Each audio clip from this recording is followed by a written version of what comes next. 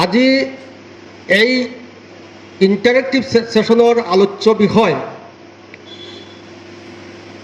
উত্তৰ পূৰ্বাঞ্চলত শিল্পায়নৰ সুযোগ বা সম্ভাৱনা আৰু নিবনুৱা সমস্যাৰ সমাধান।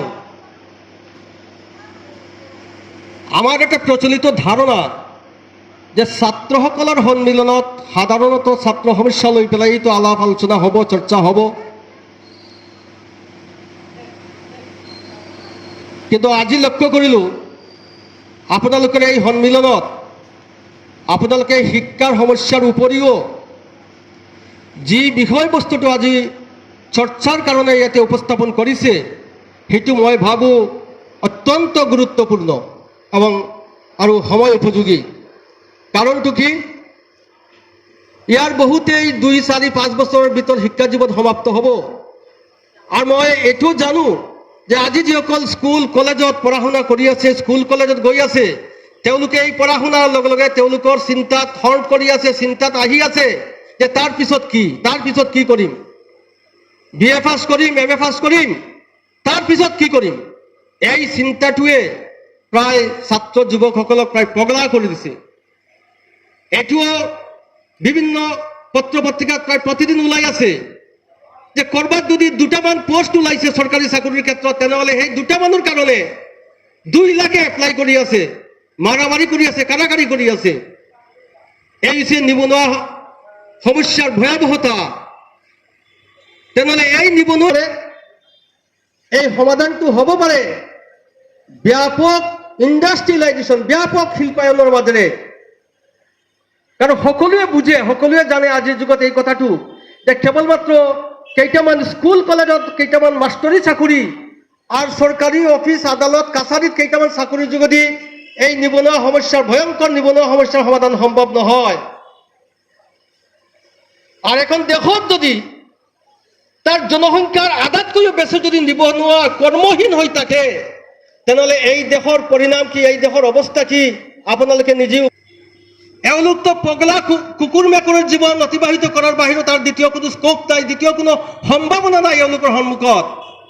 ভাৰতবৰ্ষত আজি তেনেকুৱা এটা পৰিস্থিতিৰ সৃষ্টি হৈছে।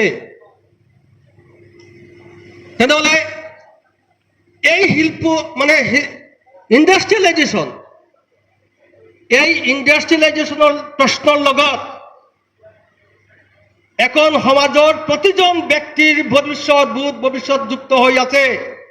এখন দেশৰ সমৃদ্ধিৰ কথা, উন্নতিৰ কথা, সুখ সমৃদ্ধিৰ সকলো কথা যুক্ত হৈ আছে এখন দেশৰ শিল্পায়নৰ লগত। তেনেহ'লে এইটোৱে যদি সঁচা কথা, তেনেহ'লে আমাৰ দেশত মানে যিমানখিনি স্কোপ আছে, ইয়াতে কৈছে উত্তৰ পূৰ্বাঞ্চলৰ কথা। মই উত্তৰ পূৰ্বাঞ্চলৰ কথাই কৈ আছো যে উত্তৰ পূৰ্বাঞ্চলত আজি ইমান মেটেৰিয়েলছ, ইমান প্ৰাকৃতিক সম্পদ থকাৰ পিছতো, স্বাধীনতাৰ 80 বছৰৰ পিছতো উত্তৰ পূৰ্বাঞ্চলত শিল্প কল কাৰখানা গঢ়ি নুঠে কিহৰ কাৰণে?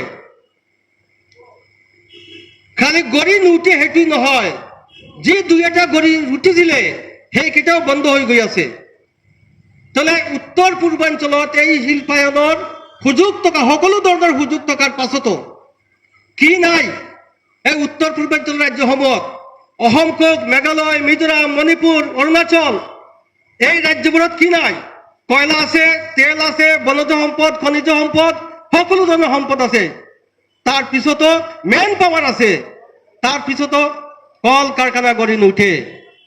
তেনেহ'লে সমস্যাটো ক'ত? এই সমস্যাটো ক'ত? এই পইণ্টটোতে আমি ধৰিব লাগিব, বুজিব লাগিব, আৰু তাৰ সমাধানৰ পথ কি সেইটো আমি নিৰ্ণয় কৰি সেই পথেৰে আমি আগবাঢ়িব লাগিব। তো সমস্যাটো ক'ত? বুৰ্জোৱা পণ্ডিতসকলে কয়, যিসকলে বিশ্ববিদ্যালয়ত গৱেষণা কৰে, মানে ইণ্ডাষ্ট্ৰিয়েলাইজেশ্যন কিয় নহয় তেওঁলোকে গৱেষণা কৰে, তেওঁলোকে বিভিন্ন ফাণ্ড আনে, তেওঁলোকে প্ৰজেক্ট কৰে, হাজাৰ হাজাৰ লাখ লাখ কোটি কোটি টকা খৰচ কৰে প্ৰজেক্টৰ নামত, কৰি পেলাই তেওঁলোকে ৰিজাল্টটো কি পায়? ৰিজাল্টটো তেওঁলোকে ওলাই যে উত্তৰ পূৰ্বাঞ্চলত ইনফ্ৰাষ্ট্ৰাকচাৰৰ অভাৱ, তাৰ কাৰণে ইণ্ডাষ্ট্ৰি নহয়। উত্তৰ পূৰ্বাঞ্চলত স্কিল লেবাৰ নাই, তাৰ কাৰণে ইণ্ডাষ্ট্ৰি নহয়। উত্তৰ পূৰ্বাঞ্চলত কমিউনিকেশ্যন অত্যন্ত অনুন্নত, তাৰ কাৰণে ইণ্ডাষ্ট্ৰী নহয়। এইবোৰেই তেওঁলোকে ৰিচাৰ্জ কৰি পায়। কিন্তু মই কওঁ, মই ভাবোঁ যে এইবিলাক এটা ফেক্টৰ হ'লেও আচল কাৰণটো হৈছে, আচল ফেক্টৰটো হৈছে আমাৰ দেশত যিটো মানে অৰ্থনৈতিক ৰাজনৈতিক ব্যৱস্থা, পুঁজিবাদী সমাজ ব্যৱস্থা, এই পুঁজিবাদী সমাজ ব্যৱস্থাটো হৈছে মূল কাৰণ। উত্তৰ পূৰ্বাঞ্চলত শিল্প উদ্যোগ কল কাৰখানা গঢ়ি নুঠাৰ মূল কাৰণ। কাৰণ আজি সকলোৱে জানে যে আজি যে পুঁজিবাদী ব্যৱস্থা, পুঁজিবাদ, এই পুঁজিবাদ এটা মৰণোন্মুখ। এই পুঁজিবাদ তাৰ এবেলা অবেলাৰ সংকট যাক কয়,